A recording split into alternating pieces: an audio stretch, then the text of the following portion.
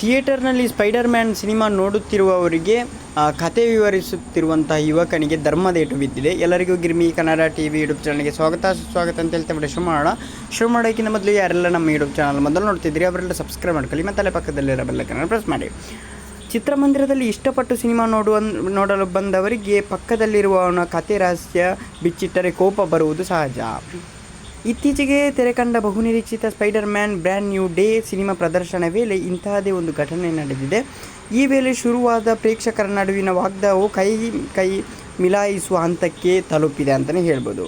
ಹೊಸದಾಗಿ ಬಿಡುಗಡೆಯಾಗಿರುವ Marvel studios ನಿರ್ಮಾಣ spider man brand new day ಚಿತ್ರವನ್ನು ನೋಡಲು 4 ಸ್ನೇಹಿತರು ಅತ್ಯಂತ ಕಾತರದಿಂದ ಚಿತ್ರಮಂದಿರಕ್ಕೆ ಬಂದಿರ್ತಾರೆ. ಅವರ ಪಕ್ಕದ ಸೀಟ್ನಲ್ಲಿ ಒಬ್ಬ ಯುವಕ ಹಾಗೂ ಆತನ ಸ್ನೇಹಿತೆ ಕುಳಿತಿದ್ದರು. ತನ್ನ ಸ್ನೇಹಿತೆಗೆ ಕಥೆ ವಿವರಿಸುತ್ತಿದ್ದ ಯುವಕನಿಂದ ಕಿರಿಕಿರಿಯಾಗಿದೆ. ಏನು ಕಿರಿಕಿರಿ? ಇದೀಗ ಸೋಷಿಯಲ್ ಮೀಡಿಯಾದಲ್ಲಿ ಕೂಡ ವೈರಲ್ ಆಗ್ತಿದೆ ಈ ಪೋಸ್ಟ್. ಪಕ್ಕದಲ್ಲಿದ್ದ ಯುವಕ ಈಗಾಗಲೇ ಈ ಸಿನಿಮಾ ಒಮ್ಮೆ ವೀಕ್ಷಿಸಿದ್ದಾನೆ. ಒಬ್ಬ ಬಂದಿರೋವನು ಒಮ್ಮೆ ವೀಕ್ಷಿಸಿದ್ದಾನೆ.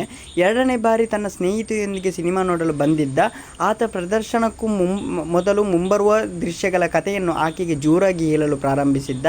ಮುಂದೆ ಯಾವ ದೃಶ್ಯ ಬರಲಿದೆ, ಕತೆ ಏನು ತಿರುವು ಸಿಗಲಿದೆ ಎಂಬುದು ಆ ಯುವಕ ನಿರಂತರವಾಗಿ ಹೇಳುತ್ತಿದ್ದರಿಂದ ಪಕ್ಕದಲ್ಲಿದ್ದ 4 ಪ್ರೇಕ್ಷಕರು ಸಿನಿಮಾದ ವೀಕ್ಷಣೆಯ ಉತ್ಸಾಹವನ್ನು ಸಂಪೂರ್ಣವಾಗಿ ಹಾಳಾಗಿತ್ತು.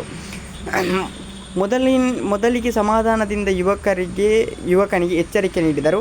ಆತ ಅದನ್ನು ಕೇಳಲಿಲ್ಲ. ಇದರಿಂದ ಆಕ್ರೋಶಗೊಂಡ 4 ಸ್ನೇಹಿತರು ಥಿಯೇಟರ್ ಒಳಗಡೆ ಆತನ ಜೊತೆಗೆ ತೀವ್ರ ವಾಗ್ದಾಳಿಯತ್ತ ಹೊರಟಿದ್ದಾರೆ. ಅಂದರೆ ಒಮ್ಮೆ ನೋಡಿದ್ದಾನೆ ಸಿನಿಮಾ, ಮತ್ತೊಮ್ಮೆ ಈ ಯುವತಿಗೆ ಎಕ್ಸ್ಪ್ಲೈನ್ ಮಾಡೋದು. ಆಗ ಪಕ್ಕದಲ್ಲಿರೋವರಿಗೂ ಕೂಡ ಕ್ಯೂರಿಯಾಸಿಟಿ ಹೋಗ್ತದೆ. ಮುಂಬರುವ ದೃಶ್ಯವನ್ನು ಇವನು ಮೊದಲು ಹೇಳೋದು, ಇವರು ಬರ್ತಾರೆ ಅವರು ಬರ್ತಾರೆ ಅಂತ. ಯಾರಿಗಾದರೂ ಸಿಟ್ಟು ಬರೋ ವಿಷಯನೇ ಇದು. ಒಂದು ಇದರಲ್ಲಿ ಹೋಗಿರ್ತಾರೆ ಸಿನಿಮಾ ನೋಡೋ ಖುಷಿಯಲ್ಲಿ, ಬಂದುಬಿಟ್ಟು ಹೀಗೆ ಮಾಡಿದರೆ ಯಾರಾದರೂ ಬಿಡ್ತಾರೆ ಗೈಸ್.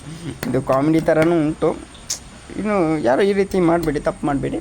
ಅವರು ಒಬ್ಬರು ಆಸೆಯಲ್ಲಿ ಬರ್ತಿರ್ತಾರೆ ಥಿಯೇಟರ್ಗೆ ನೋಡಲಿಕ್ಕೆ. ನಾನು ಎಷ್ಟೋ ಸಲ ಸಿನಿಮಾಗಳನ್ನು ನೋಡಿರ್ತೀನಿ, ಹಾಗೆ ಈ ರೀತಿ ಆಗಲಿಲ್ಲ. Thank you. ಮುಂದೆ ಲವ್ ಯು ಸೊ ಮಚ್.